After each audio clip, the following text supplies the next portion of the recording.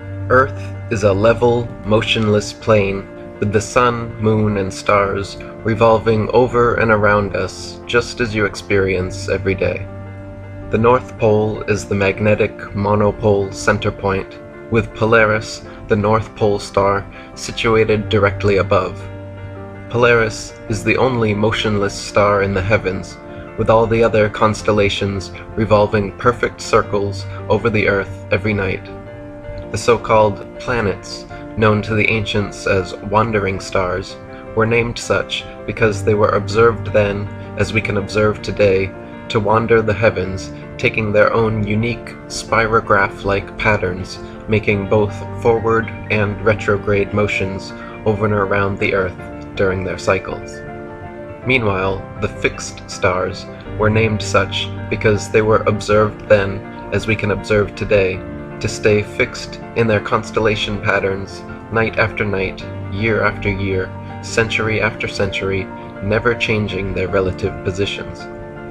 If Earth was truly a tilting, wobbling, spinning space ball, as NASA and modern astronomy proclaim, rotating 1,000 miles per hour on its axis, revolving 67,000 miles per hour around the Sun, spiraling 500,000 miles per hour around the galaxy, and shooting off several million more miles per hour through the universe, the star patterns would never look the same 2 nights in a row, let alone be fixed in exactly the same constellations for thousands upon thousands of years. The reality is that the Earth and Polaris do not move, while everything else in the heavens revolves over Earth and around Polaris, east to west, like in a planetarium dome. Our Earth planetarium, however, is so vast that perspective won't allow any observer to see all the stars simultaneously from any one vantage point.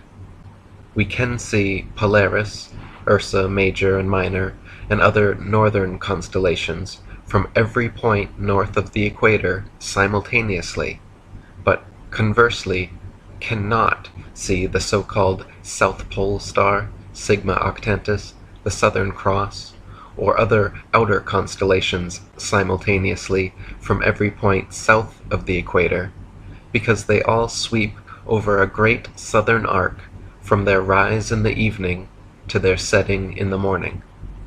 Facing north, the stars turn counterclockwise from right to left. Facing south, they turn clockwise from left to right.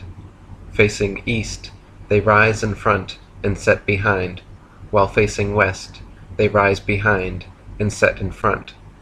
So their apparent motion, angle, and inclination changes depending where you are on Earth and what direction you are facing. But their actual movement is always east to west.